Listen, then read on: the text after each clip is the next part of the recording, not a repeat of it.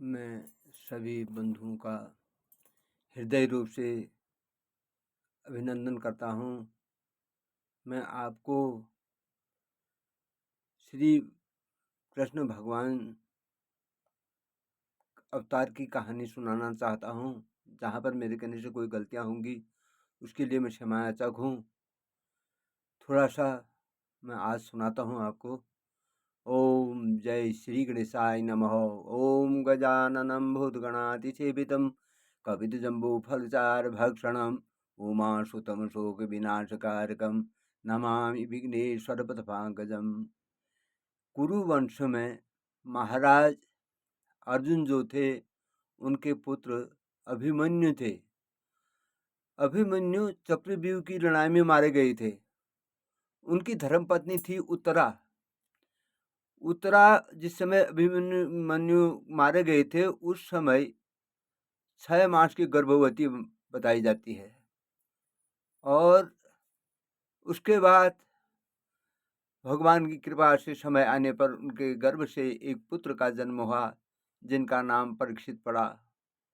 परीक्षित बचपन से ही बहुत होशियार थे, बहुत विद्वान थे और उन्होंने समय आने पर यौवन हुए। यौवन होकर के जब वो राज्य कार्य करने लायक हुए, प्रजा ने उनको राजा चुना। महाराज राजा बन गए। प्रजापालक थे, धर्मपालक थे। उन्होंने बहुत संघर्ष किया प्रजा के लिए। एक दिन राजा को आखेट करने का मन हो गया। वो धनुष बाण लेकर के दूर जंगल चले गए। दूर जंगल जब थके थे, एक पेड़ पर के आधार पर खड़े थे, तब तक वहां चिल्लाने की आवाज आई।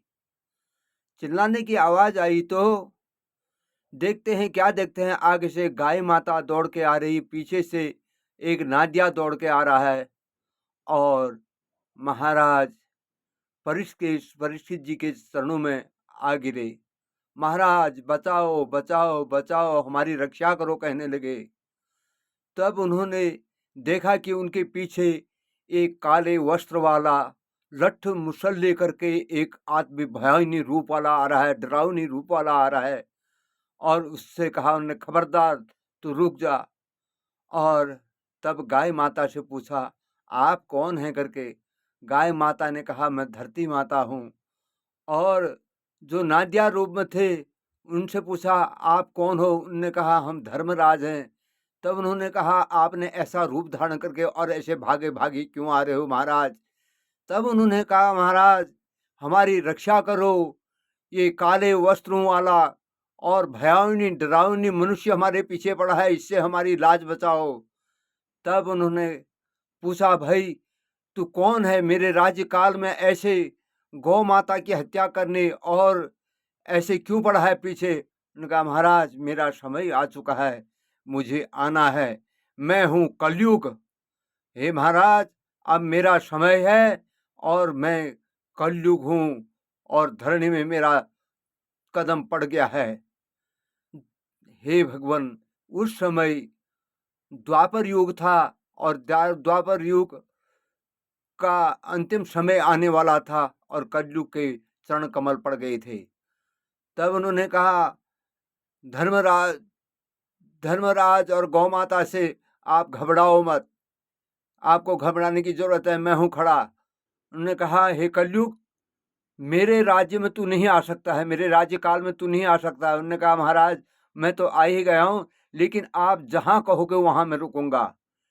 तब उन्होंने कहा परीक्षित जी ने कि तू सोना चांदी हीरा मोती जवाहरात, जहां जुआ होता है वहां, जहां शराब होता है वहां तेरा बास हो जाए।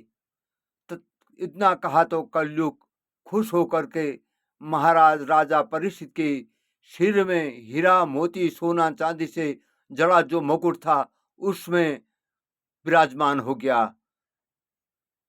मेरे हम सफर साथियों, मेरे माताओं बहनों, मैं इस कथा को अब आगे अगले दिन सुनाऊंगा आपको और सब लोग मन सा वाचा कर्मा से इस कथा को सुनना। धन्यवाद।